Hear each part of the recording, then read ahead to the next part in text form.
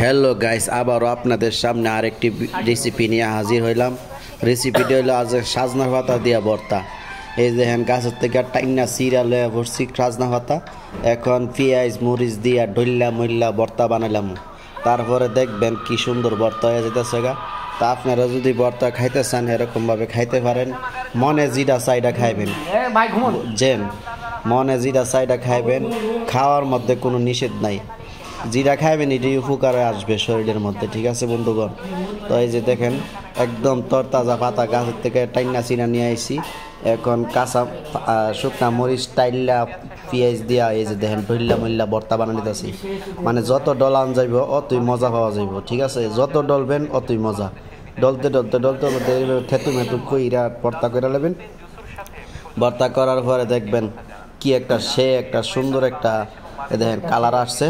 এই দেখেন লালে লুলে মিলাইয়া একদম জালে জুলে খুব সুন্দর হয়েছে। এই যে দেখেন এখন খাওয়ার পালা, আমি খাইয়া রাইতাছি। এই যে দেখেন বিসমিল্লাহ কইরা শুরু করে দিলাম। অনেক সেই স্বাদ হয়েছে, সেই স্বাদ, অনেক মজা। তো আমি প্রায় কইরা তাহি এই ভর্তাটা আজকে আপনাদের সামনে এটা হাজির করলাম। এটা করতে বেশি সময় লাগে না।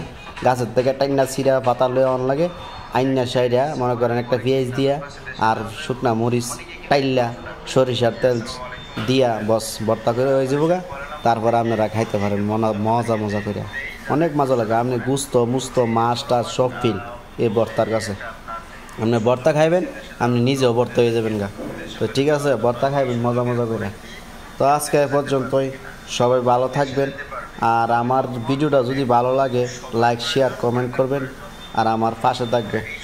আপনারা যদি আমার পাশে থাকেন তাইলে আমি আরও সুন্দর সুন্দর ভিডিও করতে পারুন আর সামনের দিকে আগায়া যাইতে পারুন, ঠিক আছে।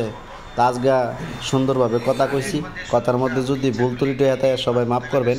আল্লাহ হাফেজ, আসসালামু আলাইকুম ওয়া রাহমাতুল্লাহি।